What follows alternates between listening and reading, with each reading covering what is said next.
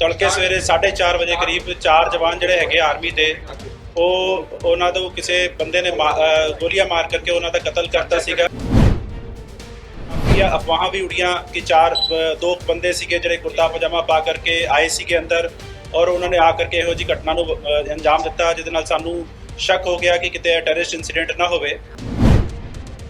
Investigation ਇਹਦੀ ਸ਼ੁਰੂ ਕੀਤੀ ਅਗਲੀ ਤੇ ਸਾਨੂੰ ਇਹ ਕਲੀਅਰ ਹੋਇਆ ਕਿ ਜਿਹੜਾ ਇੱਕ ਵੈਪਨ ਕੁਝ ਇੱਕ ਦਿਨ ਪਹਿਲਾਂ ਚੋਰੀ ਹੋਇਆ ਸੀਗਾ ਇੰਸਾਸ ਰਾਈਫਲ, ਉਹਦੇ ਨਾਲ ਕੁਝ ਕਾਰਤੂਸ ਵੀ ਜਿਹੜੇ ਹੈਗੇ ਚੋਰੀ ਹੋਏ ਸੀਗੇ।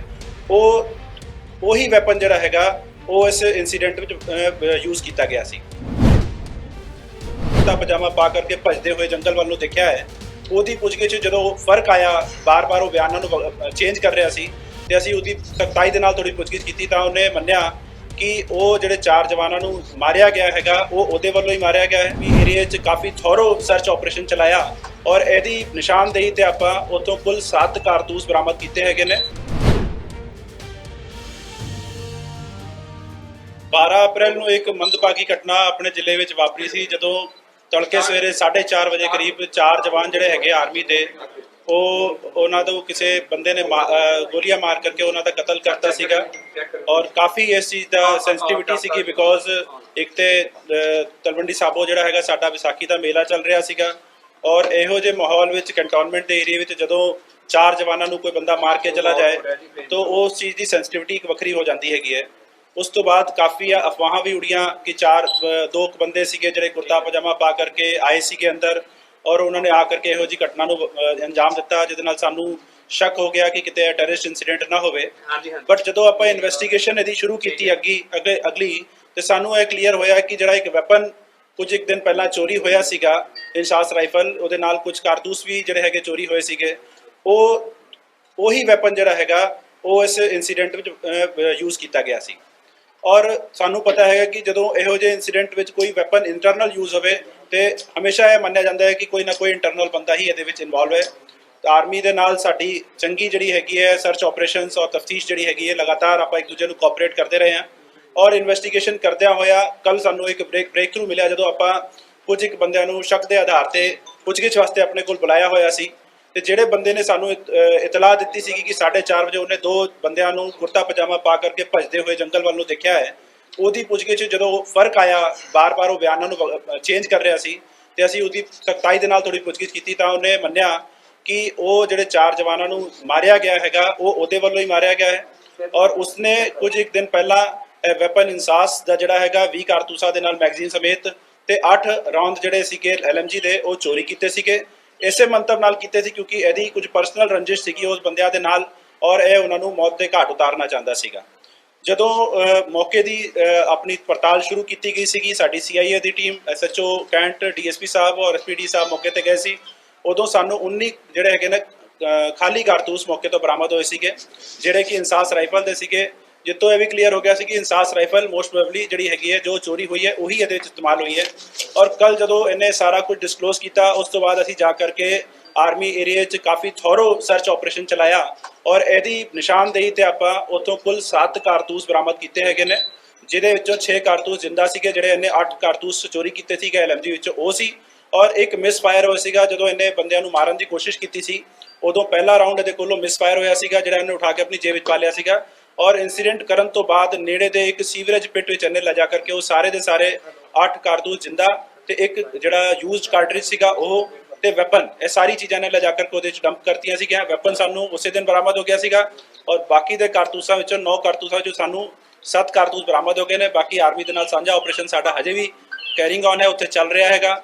ਜਿਹੜੇ ਇੱਕ ਬੈਗ ਦੇ ਅੰਦਰ ਇਹਨੇ ਵੈਪਨ ਛੁਪਾ ਕੇ ਰੱਖਿਆ ਸੀਗਾ ਉਹ ਵੈਪਨ ਦਾ ਉਹ ਬੈਗ ਵੀ ਆਪਾਂ ਬਰਾਮਦ ਕਰ ਲਿਆ ਹੈ ਤੇ ਜਿਹੜੇ ਕੱਪੜੇ 'ਚ ਇਹਨੇ ਲੁਕਾ ਕਰਕੇ ਕਾਰਤੂਸ ਰੱਖੇ ਸੀਗੇ ਉਹ ਆਪਾਂ ਕੱਪੜਾ ਵੀ ਬਰਾਮਦ ਕਰ ਲਿਆ ਹੈਗਾ। ਦੇਖੋ ਕਾਰਨ ਕੀ ਸੀ ਮੈਂ ਤੁਹਾਨੂੰ ਦੱਸ ਰਿਹਾ ਹੈਗਾ ਇਹਦੀ ਪਰਸਨਲ ਰੰਜਿਸ਼ ਸੀਗੀ, ਕੁਝ ਕਾਰਨਾਂ ਕਰਕੇ ਇਹ ਆਪਸ ਵਿੱਚ ਰੰਜਿਸ਼ ਰੱਖਦੇ ਸੀਗੇ ਜਿਨ੍ਹਾਂ ਦੇ ਹਾਲਾਤਾਂ ਵਿੱਚ ਇਹਨੇ ਜਾ ਕਰਕੇ ਉਹ ਬੰਦਿਆਂ ਨੂੰ ਕਤਲ ਕਰਤਾ। ਸਰ ਨਾਮ ਕੀ ਹੈ ਇਹਦਾ ਦੇਸਾਈ ਮੋਹਨ ਨਾਮ ਹੈ। ਦੇਸਾਈ ਮੋਹਨ ਕੀ ਮਤਲਬ ਕਿ ਉੱਥੇ ਹੈ ਜੇ ਮੈਸ ਦੇ ਵਿੱਚ ਇਹ ਸਾਰੇ ਸੰਤਰੀ ਡਿਊਟੀ ਤੇ ਕਹਿ ਲਓ ਤੁਸੀਂ ਇੱਕ ਤਰੀਕੇ ਦੇ ਨਾਲ ਸਾਰੇ ਉੱਥੇ ਇੱਕ ਪੁਆਇੰਟ ਤੇ ਹੀ 6 ਬੰਦੇ ਤੈਨਾਤ ਸੀਗੇ ਔਰ ਸਾਂਝੀ ਡਿਊਟੀ ਕਰਦੇ ਹੁੰਦੇ ਸੀ ਵਾਰੀ-ਵਾਰੀ।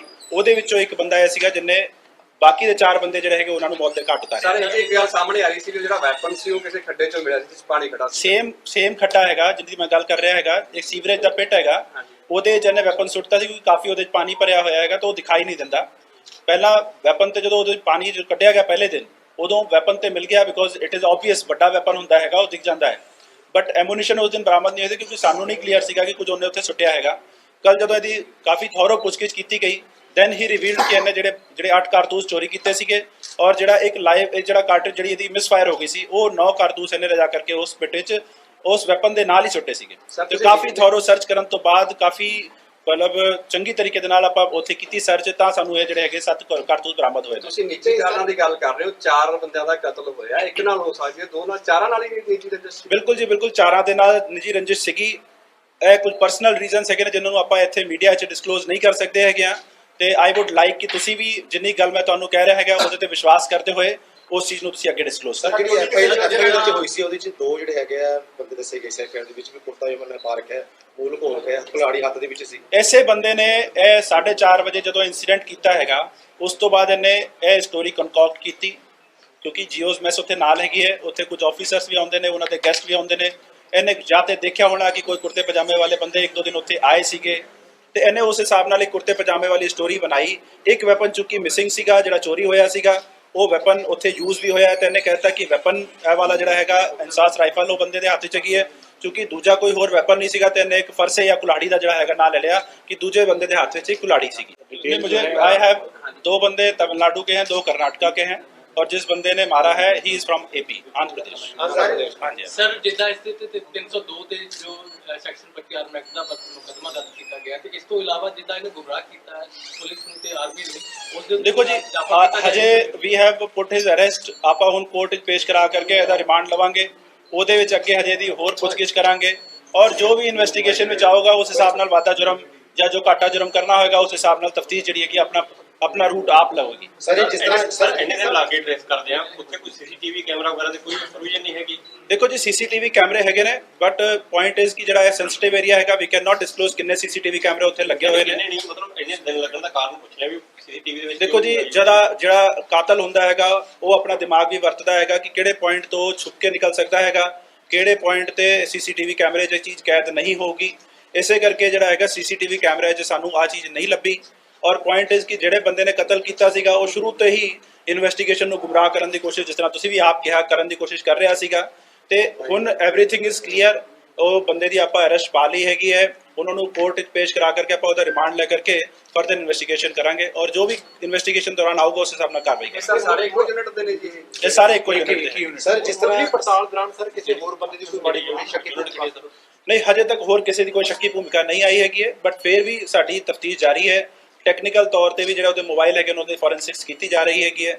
ਉਹ ਤੋਂ ਵੀ ਜੋ ਗੱਲਾਂ ਸਾਹਮਣੇ ਆਉਣਗੀ ਉਹਦੀ ਸੀਡੀਆਰ ਦੀ ਪੜਤਾਲ ਕਰ ਰਹੇ ਹੈਗੇ ਆ, ਉਹ ਤੋਂ ਵੀ ਜੋ ਗੱਲਾਂ ਸਾਹਮਣੇ ਆਉਣਗੀਆਂ ਉਹਨਾਂ ਨੂੰ ਸਾਰਿਆਂ ਨੂੰ ਰੱਖਦਿਆਂ ਹੋਇਆ ਇੱਕ ਇਕੱਠੀ ਜਿਹੜੀ ਹੈਗੀ ਆਪਾਂ ਵਧੀਆ ਤਰੀਕੇ ਨਾਲ ਡੀਪ ਇਨਵੈਸਟੀਗੇਸ਼ਨ ਜਿਹੜੀ ਉਹ ਕਰਾਂਗੇ। ਸਰ ਜਿਸ ਤਰ੍ਹਾਂ ਹੋਰ ਇਨਸੀਡੈਂਟਸ ਵਾਪਰਿਆ ਸੀ ਜਿਹਦੇ ਵਿੱਚ ਇੱਕ ਹੋਰ ਆਰਮੀ ਦੇ ਕੋਈ ਐਕਸੀਡੈਂਟ ਦੱਸਿਆ ਜਾ ਰਿਹਾ, ਕੁਝ ਕੰਸਰਨ ਤਾਂ ਨਹੀਂ ਇਹਦੇ ਨਾਲ ਦੇਖੋ ਮੈਂ ਪਹਿਲਾਂ ਵੀ ਇਹ ਗੱਲ ਤੁਹਾਨੂੰ ਕਲੀਅਰ ਕੀਤੀ ਹੈਗੀ ਹੈ ਕਿ ਇਹ ਦੋਨੋਂ ਏਰੀਆ ਡਿਫਰੈਂਟ ਹੈਗੇ ਨੇ ਔਰ ਜਿਹੜਾ ਉਹ ਇਨਸੀਡੈਂਟ ਹੋਇਆ ਸੀਗਾ ਉਹ ਸੈਪਰੇਟ ਇਨਸੀਡੈਂਟ ਸੀਗਾ। ਉਹ ਬੰਦੇ ਨੇ ਆਪਣੇ ਕਨਪਟੀ ਤੇ ਵੈਪਨ ਰੱਖ ਕਰਕੇ ਜਿਹੜਾ ਹੈਗਾ ਉਹ ਵੈਪਨ ਚਲਾਇਆ ਸੀਗਾ, ਸੁਸਾਈਡ ਕੀਤਾ ਸੀਗਾ ਔਰ ਆ यूनिट और वो यूनिट डिफरेंट है क्या नहीं, वो तो डिफरेंट यूनिट कौन सी है इस वक्त उसका नाम लेना ठीक नहीं, इस यूनिट का नाम बता दें, ये किस यूनिट का है? ये मीडियम रेजिमेंट है सर जिस तरह 12 तरीक ਦੀ ਹੈਗੀ ਘਟਨਾ 4:30 ਵਜੇ ਦੀ, ਹਾਂਜੀ ਉਹਨੇ ਬੰਦੇ ਨੇ ਮਰਡਰ ਕਰਤੇ, ਫਾਇਰਿੰਗ ਕਰਤੀ। ਇਸ 5 ਦਿਨ ਫਿਰ ਉਹ ਕੈਂਟ ਚ ਰਿਹਾ ਕਿ ਤੁਹਾਨੂੰ ਪੁਲਿਸ ਸਹਿਯੋਗ ਦਿੰਦਾ? नहीं बिल्कुल, देखो जी he was in cantonment area. Army ਦੀ ਵੀ ਆਪਣੀ ਪੜਤਾਲ ਚੱਲਦੀ ਹੈ, ਕੋਰਟ ਆਫ ਇਨਕੁਆਇਰੀ ਚੱਲਦੀ ਹੈਗੀ ਹੈ, ਪੁਲਿਸ ਦੀ ਆਪਣੀ ਇਨਵੈਸਟੀਗੇਸ਼ਨ ਚੱਲਦੀ ਹੈਗੀ ਹੈ, ਬਹੁਤ ਵਾਰ ਗੋਇੰਗ ਪੈਰਲਲ। ਅਸੀਂ ਸਾਂਝਾ ਆਪਰੇਸ਼ਨ ਕਰਕੇ ਜਿਹੜਾ ਹੈਗਾ ਇਹ ਬੰਦੇ ਨੂੰ ਹੁਣ ਨੈਪ ਕਰ ਲਿਆ ਹੈਗਾ, ਅਰੈਸਟ ਕਰ ਲਿਆ ਹੈਗਾ। ਹੀ ਵਾਸ ਵਿਦ ਅਸ ਓਨਲੀ, ਉਹਨੇ ਕਿਤੇ ਭੱਜਣ ਦੀ ਕੋਸ਼ਿਸ਼ ਨਹੀਂ ਕੀਤੀ। ਨਹੀਂ ਸਰ, ਉਹ ਤਾਂ ਨਾਲ ਰਿਹਾ ਤੁਹਾਡੇ ਜਦੋਂ ਕਰਦੇ ਤੁਸੀਂ ਇਨਵੈਸਟੀਗੇਸ਼ਨ ਕਰਦੇ ਰਹੇ ਹੋ? ਦੇਖੋ ਜੀ ਪਹਿਲਾਂ ਕੋਰਟ ਆਫ ਇਨਕੁਆਇਰੀ ਚੱਲ ਰਹੀ ਸੀਗੀ, ਉੱਥੇ ਉਹਦੇ ਕੋਲੋਂ ਪੁੱਛਗਿੱਛ ਹੋ ਰਹੀ ਸੀਗੀ, ਕਾਫੀ ਡੂੰਘਾਈ ਨਾਲ ਪੜਤਾਲ ਉੱਥੇ ਵੀ ਕੀਤੀ ਹੈਗੀ ਹੈ। ਉੱਥੇ ਵੀ ਉਹਨੇ ਕਈ ਤਰੀਕਾ ਦੀਆਂ ਕਹਾਣੀਆਂ ਬਣਾ ਕਰਕੇ ਦੱਸੀਆਂ ਜਿਹਦੇ ਬੇਸ ਤੇ ਸਾਡਾ ਸ਼ੱਕ ਜਿਹੜਾ ਹੈਗਾ ਲਗਾਤਾਰ ਪੱਕਾ ਹੁੰਦਾ ਚਲਾ ਗਿਆ। ਫਿਰ ਅਸੀਂ ਜਦੋਂ ਆਪਣੇ ਕੋਲ ਲੈ ਕਰਕੇ ਆਏ ਉਹਨੂੰ ਜਦੋਂ ਕੁਝ ਪੜਤਾਲ ਕੀਤੀ ਉਹਦੇ ਵਿੱਚ ਉਹਦੇ ਕੁਝ ਸਟੇਟਮੈਂਟ ਸੀਗੇ ਜਿਹੜੇ ਕਿ ਵੱਖਰੇ ਟਾਈਮ ਤੇ ਵੱਖਰੇ ਸਟੇਟਮੈਂਟ ਦੇ ਰਿਹਾ ਸੀਗਾ। ਉਸੇ ਕਰਕੇ ਸਾਨੂੰ ਸ਼ੱਕ ਜਿਹੜਾ ਹੈਗਾ ਸਾਡਾ ਵੱਧਦਾ ਗਿਆ ਔਰ ਫਿਰ ਜਦੋਂ ਆਪਾਂ ਡੂੰਘਾਈ ਨਾਲ ਉਹਦੀ ਪੁੱਛਗਿੱਛ ਕੀਤੀ ਦੈਨ ਹੀ ਰਿਵੀਲਡ ਐਵਰੀਥਿੰਗ ਜਿਹੜੀ ਕਿ ਉਹਨੇ ਕੀਤੀ ਸੀਗੀ। ਇਸ ਕੇਸ ਪੁਲਿਸ ਕੋਲੇ ਆਈ ਵਿਟਨੈਸ ਨਹੀਂ ਹੈ, ਕੀ ਲੱਗਦਾ ਹੈ ਵੀ ਸਜ਼ਾ ਮਿਲ ਪਾਊਗੀ? ਦੇਖੋ ਜੀ ਬਿਲਕੁਲ ਸਜ਼ਾ ਹੋਊਗੀ ਇਹਦੇ ਵਿੱਚ, ਮੈਂ ਤੁਹਾਨੂੰ ਦੱਸ ਰਿਹਾ ਹੈਗਾ ਆਪਾਂ ਸਾਇੰਟੀਫਿਕ ਇਨਵੈਸਟੀਗੇਸ਼ਨ ਕਰ ਰਹੇ ਹੈਗੇ ਆ ਔਰ ਜੋ ਐਂਗਲ ਇਹਦੇ ਵਿੱਚ ਸਾਨੂੰ ਕਵਰ ਕਰਨ ਦੀ ਕੋਸ਼ਿਸ਼ ਹੈਗੀ ਹੈ ਉਹ ਆਪਾਂ ਕਰਾਂਗੇ। ਵੀ ਹੈਵ ਆਲਰੇਡੀ ਜਿਹੜਾ ਹੈਗਾ ਰਿਕਵਰਡ ਦੀ ਐਮੂਨੀਸ਼ਨਸ, ਉਹਦੀ ਨਿਸ਼ਾਨਦੇਹੀ ਤੇ ਲੈ ਜਾ ਕਰਕੇ ਆਪਾਂ ਮੌਕੇ ਤੋਂ ਐਮੂਨੀਸ਼ਨ ਰਿਕਵਰ ਕੀਤੇ ਹੈਗੇ ਨੇ। ਉਹ ਜਿਹੜਾ ਪਾਊਚ ਹੈਗਾ ਜਿਹਦੇ 'ਚ ਉਹਨੇ ਵੈਪਨ ਰੱਖਿਆ ਸੀਗਾ ਉਹ ਰਿਕਵਰ ਕੀਤਾ ਹੈਗਾ। ਜਿਹੜੇ ਪਾਊਚ 'ਚ ਉਹਨੇ ਖੋਲ ਰੱਖੇ ਸੀਗੇ, ਜਿਹੜੇ ਕਾਰਤੂਸ ਰੱਖੇ ਸੀਗੇ ਉਹ ਵੀ ਰਿਕਵਰ ਕੀਤਾ ਹੈਗਾ। ਤਾਂ ਆਈ ਥਿੰਕ ਜਿਹੜੀ ਇਨਵੈਸਟੀਗੇਸ਼ਨ ਸਾਡੀ ਹੈਗੀ ਉਹ ਬਿਲਕੁਲ ਠੀਕ ਰੂਟ ਤੇ ਚੱਲ ਰਹੀ ਹੈਗੀ ਹੈ।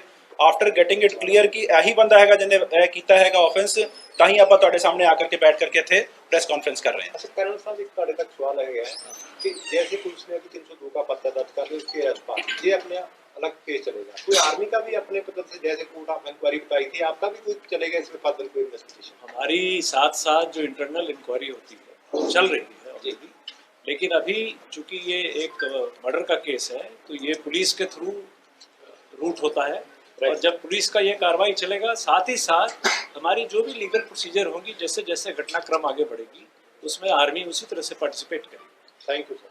ਸਰ ਵੈਪਨ ਕਿਸ ਤਰ੍ਹਾਂ ਚੋਰੀ ਕੀਤਾ ਉਹਨੇ, ਇਹ ਕਹਾਣੀ ਸਾਹਮਣੇ ਆਈ ਹੈ ਕਿਉਂਕਿ ਉੱਥੇ ਵੀ ਕਾਫੀ ਗਾਰਡ ਜਿੰਨੀ ਕਿ ਪੜਤਾਲ ਆਪਾਂ ਹੁਣ ਤੱਕ ਕੀਤੀ ਹੈ, ਇਹ ਸੁੱਤੇ ਹੋਏ ਬੰਦੇ ਕੋਲੋਂ ਇਹਨੇ ਵੈਪਨ ਚੋਰੀ ਕੀਤਾ ਸੀਗਾ। ਬਾਕੀ ਹੁਣ ਹਜੇ ਡੂੰਘਾਈ ਨਾਲ ਜਿਹੜੀ ਇਹਦੀ ਪੁੱਛਗਿੱਛ ਕਰਨੀ ਰਹਿੰਦੀ ਹੈਗੀ ਹੈ ਕਿ ਕਿਹੜੇ ਹਾਲਾਤਾਂ 'ਚ ਕਿੱਥੋਂ ਕਿਸ ਪੁਆਇੰਟ ਤੇ ਨੇ ਵੈਪਨ ਚੋਰੀ ਕੀਤਾ ਹੈਗਾ, ਉਹ ਸਾਰਾ ਕੁਝ ਆਪਾਂ ਕੁਝ ਪੜਤਾਲ ਹਜੇ ਕਰ ਰਹੇ ਹੈਗੇ। सर रिमांड ਦਿੱਤਾ ਹੋਇਆ ਪੁਲਿਸ ਰਿਮਾਂਡ? ਹਜੇ ਪੇਸ਼ ਕਰਾ ਰਹੇ ਹੈਗੇ, ਪੇਸ਼ ਕਰਾਉਣ ਤੋਂ ਬਾਅਦ ਸਾਨੂੰ ਜਿਹੜਾ ਹੈਗਾ ਰਿਮਾਂਡ ਮਿਲ ਜੂਗਾ। Thank you. ਸਰ ਇੱਕ ਹੋਰ ਆਪਣਾ ਜਿਹੜਾ ਗੌਰਵ ਸਿੰਘ ਨੂੰ ਦੇ ਕੇ ਗਏ ਦਿੱਲੀ ਦੇ ਐਨਆਈਏ, ਉਹਦੇ ਬਾਰੇ ਬਤਾ ਦਿਓ। ਇਹ ਐਨਆਈ ਉਹਨਾਂ ਨੇ ਲਾਰੈਂਸ ਦਾ ਰਿਮਾਂਡ ਲਿਆ ਹੈਗਾ, ਉਹਨੂੰ ਪੇਸ਼ ਕਰਾਉਣ ਵਾਸਤੇ ਸਾਡੀ ਟੀਮ ਗਈ ਹੋਈ ਹੈ। ਉਸ ਤੋਂ ਬਾਅਦ ਉੱਤੇ ਪੇਸ਼ ਕਰਾਉਣ ਤੋਂ ਬਾਅਦ ਐਨਆਈਏ ਉਹਦਾ ਪੁਲਿਸ ਕਸਟਡੀ ਲੈਂਦੀ ਹੈ ਕਿ ਨਹੀਂ ਲੈਂਦੀ ਹੈਗੀ, ਇਹ ਡਿਪੈਂਡਸ ਔਨ ਐਨਆਈਏ ਓਨਲੀ। ਤੇ ਸਾਡੀ ਟੀਮ ਜ਼ਰੂਰ ਗਈ ਹੋਈ ਹੈ ਉੱਥੇ ਪੇਸ਼ ਕਰਾਉਣ ਵਾਸਤੇ। Let's see what happens. ਇੱਥੋਂ ਲੈ ਗਏ ਜੀ ਦਿੱਲੀ? ਹਾਂਜੀ।